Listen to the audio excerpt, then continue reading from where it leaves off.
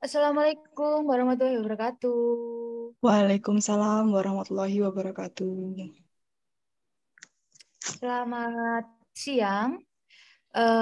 Gimana kabarnya? Sehat semua ya? Alhamdulillah, Sehat. Bu. Alhamdulillah. Mau pakai Eh, silakan, silakan untuk ketua kelas memimpin doa terlebih dahulu ya. Baik, Bu. Baik, sebelum pembelajaran kita mulai, marilah kita berdoa sesuai dengan agama dan keyakinan kita masing-masing. Berdoa dimulai.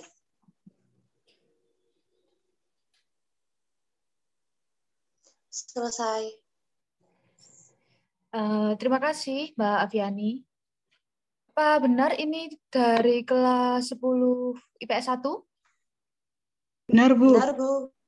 Ya. Sebelum memulai pembelajaran, Ibu absen terlebih dahulu ya. Aviani, hadir? Hadir, Bu. Aira hadir? Heeh. Ayun hadir? Heeh. Indira Rahma hadir? Hadir, Bu. Heeh. Muhammad Fajar hadir? Hadir. Zaidan Ahmad hadir. Ya. Alhamdulillah semuanya masuk kelas ya hari ini. Sudah siap belajar sejarah apa belum hari ini? Ayo, udah siap apa belum? Sudah dong, Bu. Sudah pinter. Dimohon untuk semua siswa membuka buku paket sejarah wajib halaman 15 ya. Dah? Bu. Ya. Sebelumnya, selamat Hari Raya Idul Fitri, minal aizin wal faizin, mohon maaf lahir dan batin semuanya. Mohon maaf jika Ibu punya salah kata ataupun perilaku pada kalian semua ya. Ya, Bu. Minal aidin wal faizin. Mohon maaf lahir batin. Ya, sama-sama. Bagaimana dengan Lebaran tahun ini? Pada mudik semua apa di rumah aja nih? Di rumah, Bu. Di rumah, Bu. Di rumah. Dapat Ya, THR apa enggak kalau di rumah? dapat Dikit, Bu. sedikit. Oh, dapat dikit ya. Lumayan ya, bisa buat jajan gitu kan. Ya. Ngomong-ngomong, kalau sama Lebaran ini, kue favorit kalian itu apa? Kue kacang. Kue kacang, coklat kacang, bukan? Bukan. Oh, yang kacang, ya. Kalau Indra, sukanya apa? Kastengel, Bu. Kastengel, ya, ya, ya. Kalau ibu sukanya itu, nastar. Kalian tahu nastar apa enggak? Tahu, Bu, tahu. Ah, Tahu. tahu kan? Nah, apalagi kalau nastar itu yang di atasnya itu ada cengkehnya itu loh. Nah, Iya, Bu. cengkeh itu kan rasanya enak. Gimana ya, aromanya itu bisa membuat cengkeh itu jadi wangi. Jadi kayak mantap banget gitu loh rasa cengkehnya. Apa aroma cengkehnya itu. Dimohon minta bantuannya kepada Mbak Indira Oh, iya, Bu. Baik. screen tentang foto tadi. Nah, ini yang cowok-cowok nih misalnya. Kalian kan nggak pernah ke dapur tuh, ya. Tahu nggak cengkeh itu yang mana? Ayo gambar ke satu atau gambar selanjutnya kedua. Nah, itu apa? Ayo gambar kemana? Kira-kira cengkeh itu foto nomor berapa ya? Yang mana? Yang ke satu, Satu. yang tadi yang awal. Itu cengkeh tuh. Ya, seperti itu ya penampakannya cengkeh ya kalau kalian nggak tahu. Nah, cengkeh itu gunanya itu banyak banget loh. Aroma cengkeh yang khas itu bisa menetralkan bau bahan makanan yang kurang sedap, kayak bau-bau daging kambing gitu, daging sapi gitu. Nah, aroma amis dari si daging tadi bisa dinetralkan dengan apabila dimasak atau diolah dengan menggunakan cengkeh. Nah, kira-kira apa saja nih masakan-masakan yang bisa ada cengkehnya? Ada yang tahu nggak? Kayak gulai gitu. Terus apa lagi? Banyak, Bu. Banyak ya, semur gitu ya kan, kari gitu-gitu. Pokoknya cengkeh itu bisa membuat masakan itu menjadi lebih harum gitu loh. Ya, selain untuk mengharumkan makanan, kalian tahu nggak manfaat dari cengkeh itu apa aja? Ada yang lain? Saya Iya, apa? digunakan untuk obat-obatan, Bu. Oh iya, benar sekali Mbak Aviani. Good. Nah, anak-anak, cengkeh itu bisa digunakan sebagai obat herbal ya. Salah satunya seperti obat sakit gigi.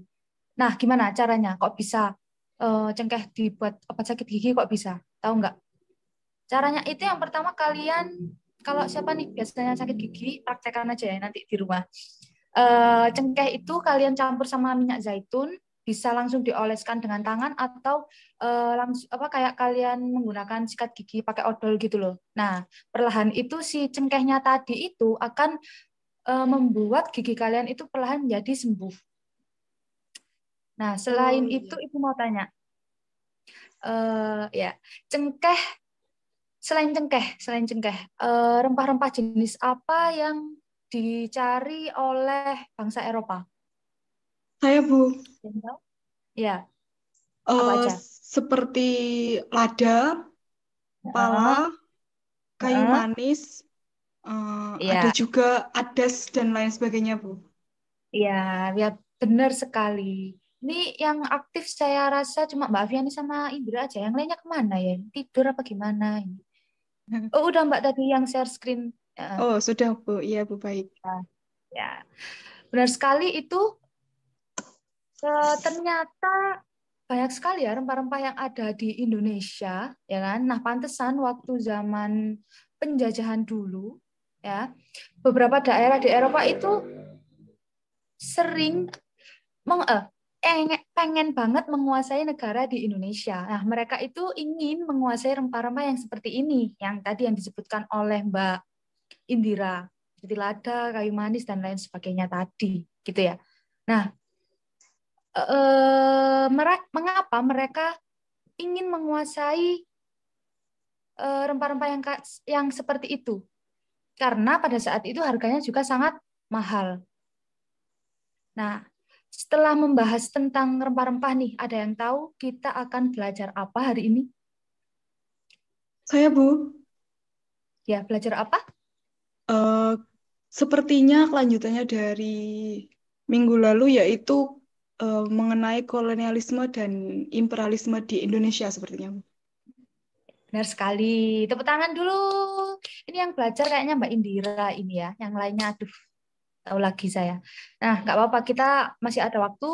Kita belajar bersama-sama ya. Benar sekali, kita hari ini belajar mengenai tentang kolonialisme dan imperialisme di Indonesia. Nah, kompetensi dasar capaian dalam pembelajaran hari ini adalah mengenai tentang 3.2 dan 4.2, yakni menganalisis proses masuknya perkembangan kolonialisme dan imperialisme di Indonesia, lalu mengolah informasi serta menyajikan dalam bentuk cerita sejarah. Selain itu, tujuan dari pembelajaran hari ini, peserta didik diharapkan mampu menjelaskan latar belakang kedatangan bangsa Barat, lalu melacak kronologi kedatangan bangsa Barat ke Indonesia, dan menjelaskan sikap bangsa Indonesia pada saat menerima kedatangan bangsa Barat. Bagaimana?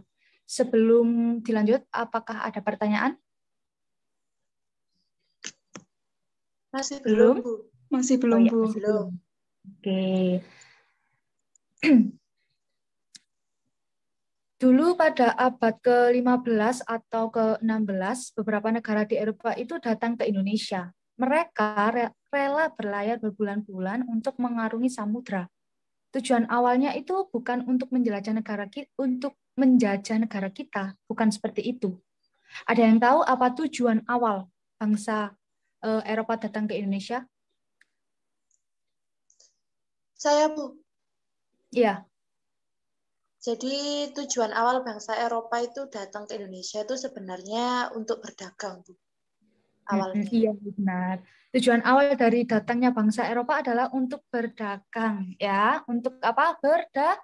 Berdagang. Mereka ingin mencari rempah-rempah yang langka di pasar Eropa seperti tadi, seperti rempah-rempah. Nah, rempah-rempah itu memang banyak dijumpai di negara Indonesia. Nah, pertanyaannya, kenapa bangsa Eropa itu bisa tiba-tiba datang ke Indonesia? Kok bisa tahu? Padahal kan dunia itu luas banget, banget, banget ya. Sedangkan samudra kan juga luas gitu. Kenapa kok bisa datang ke Indonesia?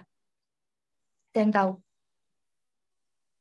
Nah, gini, dulu pada abad ke-15 itu ada salah satu kota yang memiliki peranan penting dalam perdagangan dunia. Kota Kota apakah itu? Konstantinopel, Bu. Ya, kota Konstantinopel, benar-benar.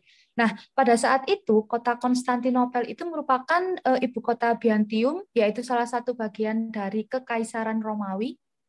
Ibu kota apa tadi? Byzantium. Byzantium. Ibu kotanya Byzantium, terus salah satu bagian Kekaisaran dari Romawi. Romawi. Nah, di situ, di Kekaisaran Romawi itu dijadikan sebagai gerbang perdagangan antara Asia sama Eropa. Tetapi pada suatu hari Konstantinopel itu runtuh karena dikepung oleh siapa? Ada yang tahu? Yang udah baca buku halaman 15? Oleh pasukan Turki Ottoman. Ya, jadi Konstantinopel itu runtuh, dikepung oleh pasukan Turki Ottoman oleh pimpinan Sultan Muhammad II. Ayo, yang belum tahu dicatat sekarang, nggak apa-apa. Ayo, jangan males-males ya. Baik.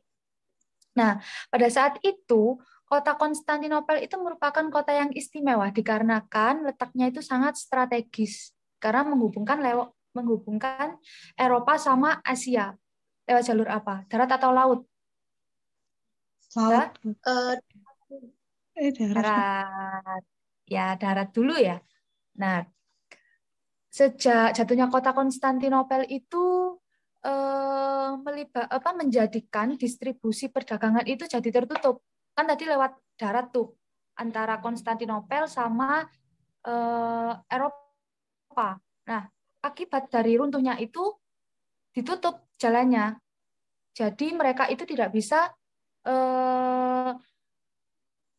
berdistribusi atau jual beli barang lewat Konstantinopel tersebut. Bingung nggak? Tidak, Bu. Tidak, Bu. Tidak. Oke.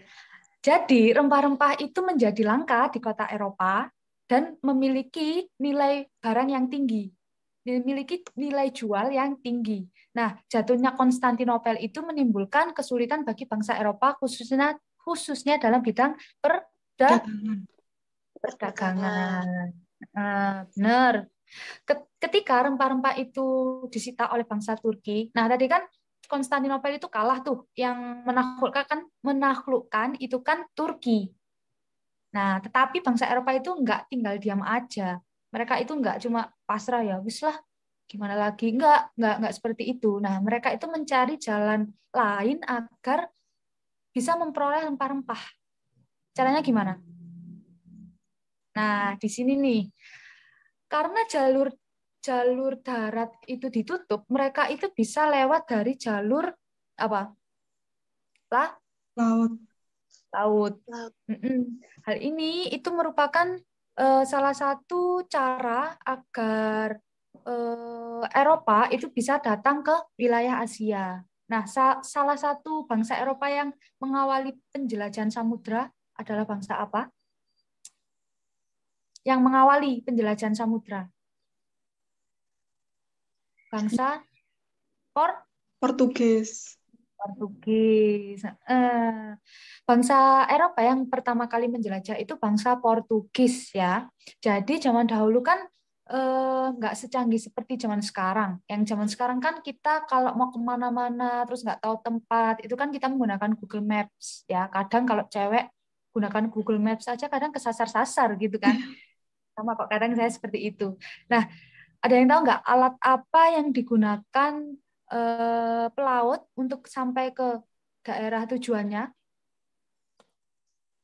Kompas, Bu. Nah, ya benar kompas. Masa dulu udah ada Google Maps kan? Belum ya? Nah, kompas dulu itu sudah merupakan e-text yang terbaru dan sangat penting pada saat itu, pada abad ke-15 sampai 16. Itu kompas sangat penting. Nah, berkat adanya kompas, bangsa Eropa itu bisa sampai ke tempat-tempat yang mereka inginkan, seperti di Indonesia, Australia, dan Asia-Asia yang seperti lainnya gitu kan. Bangsa yang pertama kali itu kan bangsa Portugis. Nah, pada tahun 1511 itu Portugis menemukan daratan di India pertamanya. Nah, sebulan kemudian Portugis itu datang ke Indonesia, nyangkut di Indonesia dan menemukan daerah Malaka. Nah, pada saat itu mereka mampu menguasai rempah-rempah yang ada di Indonesia. Sampai sini ada yang ingin ditanyakan? Masih belum. Masih belum, Bu. Apa saya kecepatan ya ini? Enggak kok, Bu. Oh ya. Sudah. Ya, saya lanjut ya. Ya, Bu. Nah, saat rempah-rempah datang ke Eropa itu, bangsa Eropa itu menjual belikan di bangsanya lagi, ya kan? Terus mereka itu kayak bertanya-tanya, loh, kok bisa kamu dapat dari mana? Gitu-gitu kan, kayak tanya, kok bisa, gimana, di mana dapatnya? Nah, ternyata yang lain-lainnya, yang Portugis tadi datang ke Indonesia itu kayak mereka kayak bicara kalau di bangsa Indonesia itu banyak banget rempah-rempahnya seperti itu. Jadi, bangsa Indonesia itu menjadi rujukan atau tujuan dari bangsa Eropa untuk mencari rempah-rempah. Nah, banyaknya bangsa Eropa yang datang ke Indonesia itu menjadikan adanya kolonialisme. Penjelajahan bangsa-bangsa Barat atas masyarakat Nusantara disebut juga sebagai apa? Penjelajahan bangsa Eropa atas masyarakat Nusantara disebut apa? Kolonialisme. Kolonialisme, imperialisme. Benar sekali. Nah, kita akan bahas sedikit ya. Kata kolonialisme tersebut berasal dari kata koloni atau pemukiman. Bisa diulang? Kata kolonialisme berasal dari kata apa? Koloni. Atau pemukiman. Pemukiman. Pemukiman. Sedangkan kolonialisme sendiri yaitu penguasaan suatu wilayah dan rakyatnya dengan tujuan bersifat militer, ekonomi, atau mendapatkan sumber daya alam.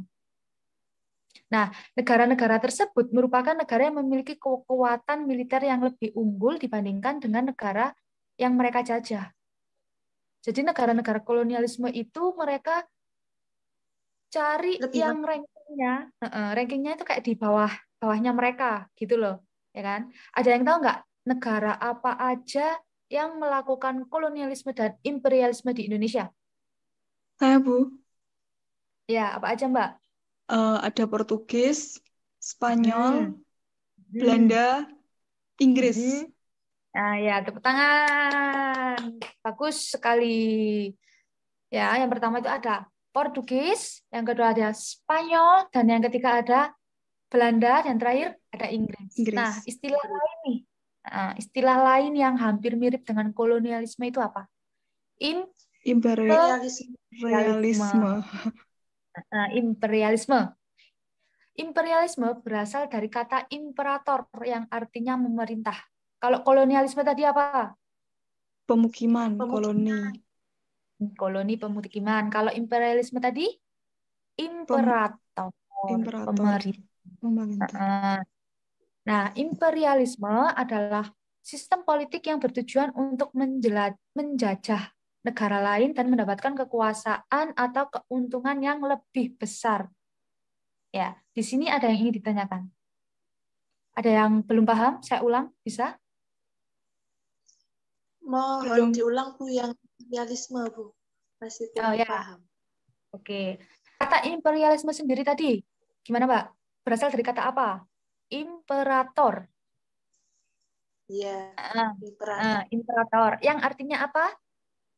Pemerintah. Memerintah. Ya, memerintah. Imperator, maaf, jadi saya salah juga ini. Imperialisme, ya, artinya sistem politik yang bertujuan untuk menjajah negara lain untuk mendapatkan kekuasaan dan keuntungan yang lebih tinggi dan sepihak. Jadi intinya kolonialisme dan imperialisme itu mereka hanya menguntungkan negaranya sendiri, sedangkan yang mereka jajah itu nggak ada untungnya, gitu. Paham? Paham, Bu. Nah, pinter. Bagus ini. IPS 1 saya suka kalau belajar di sini tak sat gitu loh. Suka saya. Nah, ayo kita lanjut ya. Imperialisme sendiri itu dibagi menjadi 2 bagian. Ada yang tahu? Ada imperialisme waktu dan berdasarkan tujuan. Nah, imperialisme berdasarkan waktu sendiri dibagi menjadi dua lagi. Ada imperialisme kuno dan imperialisme modern. Apa? Kuno sama Modern. Modern. Nah, pada saat mereka melakukan imperialisme, mereka itu termotivasi oleh semboyan 3G. Ada yang tahu apa yang dimaksud dengan 3G? Di Oh, sini bukan 3G atau 4G seperti HP kalian ya, bukan seperti sinyal HP kalian. 3G yang dimaksud itu seperti gold, glory, dan gospel. gospel. Gold itu artinya apa? Emas. Nah, kalau glory artinya menyebarkan agama Kristen. Lalu gospel artinya kejayaan. Apa? Kita ulang bersama-sama. Ada tiga G. Yang pertama, Gold, gold. Yang kedua, glory, glory. Dan ketiga, gospel. Nah, benar.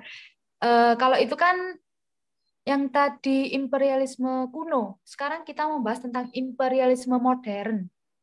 Nah, imperialisme modern merupakan suatu imperialisme yang didorong adanya faktor ekonomi dan kebutuhan industri. Contohnya apa? Contohnya misalnya nih, suatu negara ingin menguasai negara lain karena ingin memperoleh minyak, gitu. Apa jangan-jangan minyak mahal sekarang karena imperialisme itu ada yang melakukan imperialisme gitu ya? Minyak sekarang kan mahal nih. Pas jangan-jangan seperti itu ya? Nah, kita lanjut aja nih. Selain berdasarkan waktu, imperialisme sendiri dibagi berdasarkan tujuannya. Ada 4 kelompok. Yang pertama, imperialisme politik. Berarti mereka menggeluti di bidang Politik. politik. Mereka ingin menguasai kehidupan politik dari suatu negara. Yang kedua, ada imperialisme ekonomi. Berarti mereka menguasai perekonomian dari negara lain. Terus yang ketiga ada imperialisme kebudayaan. Jadi mereka ingin menguasai Kebudayaan. kebudayaan yang ada di negara-negara lain. Dan yang terakhir ada imperialisme militer. Ada yang tahu? Yang dimaksud dengan imperialisme militer itu apa?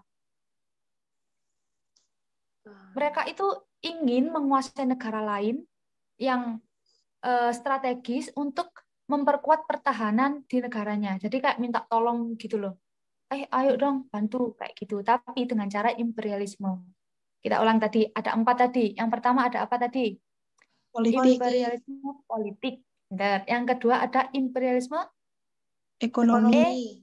ekonomi. Yang ketiga ada imperialisme Kebudayaan. dan yang keempat ada imperialisme Militer. militer. Nah, sampai sini ada yang ingin ditanyakan? Belum, Bu. Oh, belum. Ya udah, kalau belum, kalian silakan membuat kelompok. Terserah kalian bagi sendiri berdasarkan nomor urut boleh, tanggal lahir boleh, terserah kalian. Satu kelas itu dibagi menjadi 4 kelompok ya. Nah, tugasnya itu setiap kelompok menjelaskan tentang masuknya bangsa Eropa ke Indonesia yang melakukan kolonialisme dan imperialisme. Tugasnya nanti diketik di Microsoft Word atau di PPT. Sedangkan kelompok 1 menjelaskan bangsa Portugis, kelompok 2 bangsa Spanyol, yang ketiga tadi Belanda, dan keempat tadi Inggris. Tugasnya diketik di MS Word, nanti dipresentasikan. Gimana semuanya? Paham dengan tugas Paham, yang Bu. saya berikan? Paham, Oke. Bu. Saya kasih waktu 20 menitan. Cukup apa enggak ya? Cukup ya? Cukup, Bu. Oke. Ya, kalian boleh mencari sumber lewat internet atau buku. Terserah kalian, wis. YouTube juga boleh, Twitter juga boleh, tapi jangan main sosmed dulu ya, nanti kalau istirahat aja. Oke, waktu saya persilahkan 20 menit dimulai dari sekarang. Baik, Bu. Baik, Bu. Oke.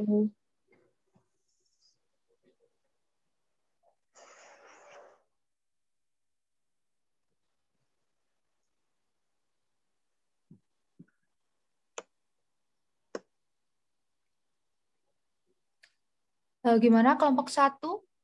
Ketua kelompoknya Mbak Aviani ya, kelompok 1. Iya, Bu. Ada kesulitan apa enggak? Ada yang ingin ditanyakan?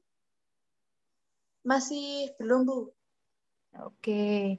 Kelompok 2 dengan ketua kelompoknya siapa? Saya, Bu. Oh iya, Mbak Indira. Ada kesulitan, Mbak, dari kelompoknya? Untuk saat ini belum, Bu. Oke. Gimana kelompok yang lain? Belum juga? Oh ya, selamat mengerjakan. Ayo, semangat.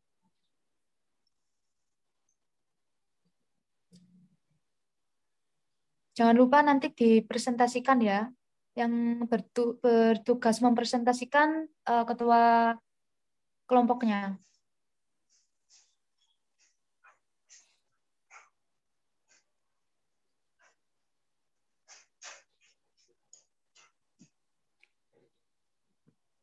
Untuk kelompok 1 sudah sampai mana? Sudah selesai, Bu. Oh iya, kelompok 2 gimana? Sudah selesai? Sudah juga, Bu. Oke. Kalau sudah, dimulai dari kelompok 1 dulu ya untuk presentasi hasil diskusinya. Baik, Bu. Oke. Silahkan kelompok 1. Baik, saya Aviani dari perwakilan kelompok 1 ingin mempresentasikan hasil diskusi dari kelompok kami. Pada tahun 1511 di bawah pimpinan Albuquerque, Portugis berhasil menguasai Malaka. Kemudian pada tahun 1512, Portugis sampai ke Maluku dan diterima baik oleh Sultan Ternate yang pada saat itu sedang bermusuhan dengan Tidore. Portugis berhasil mendirikan benteng dan mendapatkan hak monopoli perdagangan rempah-rempah. Selain itu, Portugis juga aktif menyebarkan agama Kristen. Kemudian pada tahun 1522, Portugis datang ke Pajajaran di bawah pimpinan Henry Leme dan disambut baik dengan tujuan agar Portugis mau membantu menghadapi Demak. Disinilah terjadi perjanjian Sunda Kelapa pada tahun 1522 yang isinya sebagai berikut. Yang pertama, Portugis diizinkan untuk mendirikan benteng di Sunda Kelapa. Kemudian yang kedua, Pajajaran akan menerima barang-barang yang dibutuhkan dari Portugis termasuk senjata. Kemudian yang ketiga, Portugis akan memperoleh lada dari Pajajaran menurut kebutuhannya. Kemudian pada awal tahun 1527, Portugis datang kembali ke Pajajaran untuk merealisasikan perjanjian Sunda Kelapa. Namun disambut dengan pertempuran Demak di bawah pimpinan Fatahillah. Akhirnya pertempuran berakhir dan namanya diganti menjadi Jayakarta. Oke, tepuk tangan. Penjelasannya sangat singkat, padat dan jelas ya teman-teman. Kalau ada yang ingin ditanyakan, boleh banget. Gimana? Dari kelompok lain ada yang ingin ditanyakan? Tidak, Bu. Oh, tidak, belum ya. Kalau tidak ada belum nanti bisa ditanyakan di WA group ya. Lanjut kita diskusi dari kelompok 2, silakan presentasi. Baik.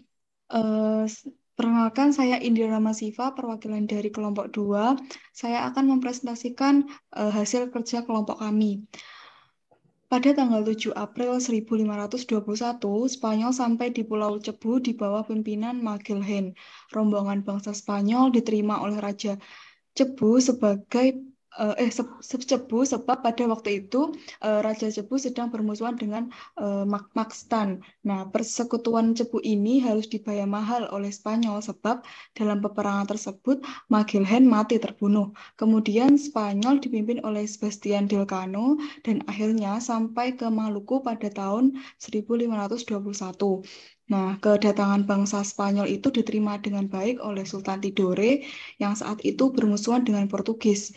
Nah, sebelum terjadinya perang besar, diadakan perjanjian Saragossa yang tepatnya pada tanggal 22 April 1529 yang berisi tentang Spanyol harus meninggalkan Maluku dan memusatkan kegiatannya di Filipina, dan yang kedua, Portugis tetap melakukan aktivitas perdagangan di Maluku.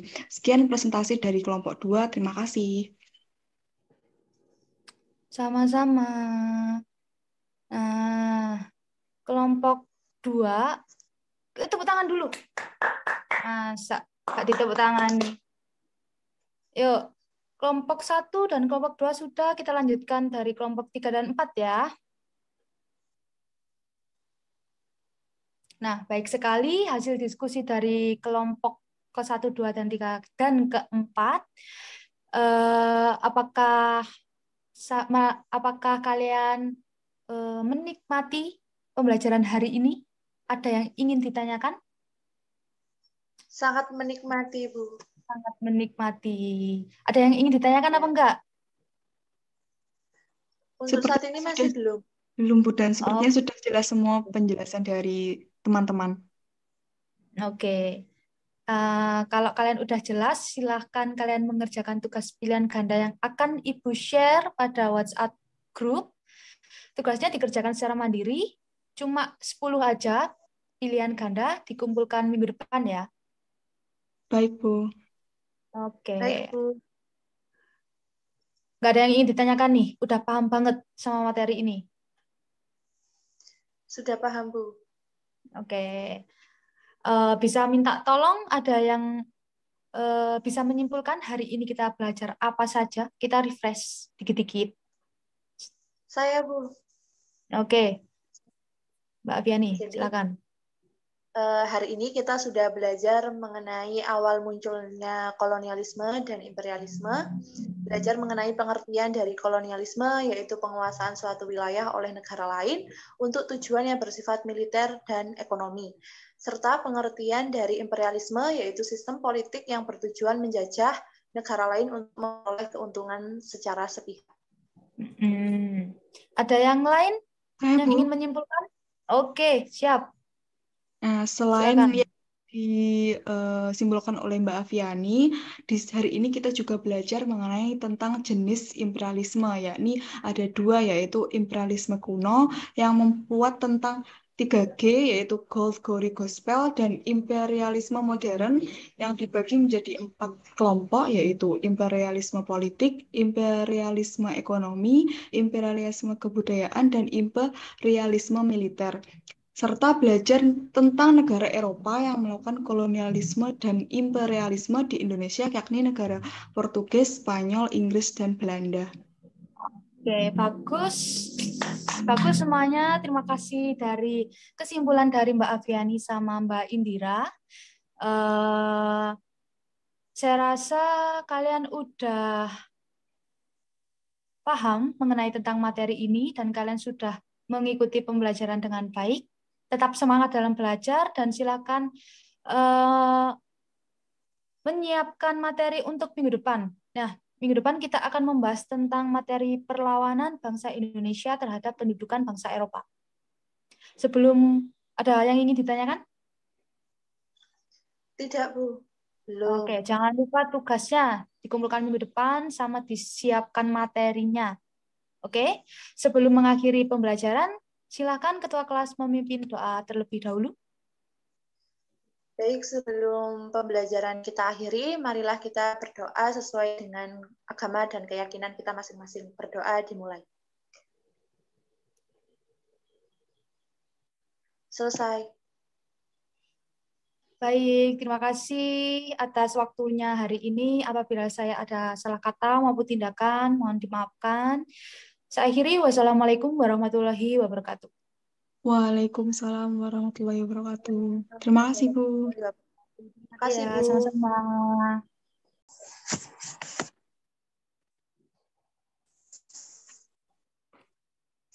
Baik, assalamualaikum warahmatullahi wabarakatuh. Terima kasih kepada kedua teman saya yang telah mensupport saya terhadap penilaian tugas hari ini. Nah, sekarang sesi penilaian tugasnya dimulai dari Mbak Indira terlebih dahulu ya. Baik. Silakan, Mbak. Ya, saya akan menilai mengenai rencana pelaksanaan pembelajaran atau RPP. Di sini mengenai kelengkapan komponen RPP seperti identitas, sekolah, mapel, tema, dan subtema, dan sebagainya sampai langkah pembelajaran itu sudah sudah lengkap ya, sudah runtut. Lalu mengenai kejelasan perumusan indikator ataupun tujuan pembelajaran seperti KD, lalu kata kerja operasional yang diamati maupun yang diukur juga sudah lengkap. Namun di sini ada dari penyajian materi masih belum rinci ya, seperti memuat fakta, konsep, prinsip, dan prosedur yang relevan lainnya itu belum secara detail gitu Mbak. Jadi mohon nanti kalau membuat RPP lagi diperhatikan kembali. Lalu yang selanjutnya ada pengorganisasian materi itu juga sudah lengkap, sudah runtut dan sistematis. Lalu pemilihan metode pembelajaran tadi juga sudah baik, seperti menampilkan gambar dan juga siswa tahu gitu apa yang mana sih yang cengkeh dan lain sebagainya. Lalu pemilihan sumber dan media pembelajaran juga sudah runtut dan baik sesuai dengan tujuan materi dan karakteristik peserta didik. Lalu langkah-langkah pembelajaran juga sudah sangat terperinci ya, dari awal pendahuluan, inti, penutup itu sudah menurut saya sudah baik. Kerincian langkah-langkah pada setiap kegiatan.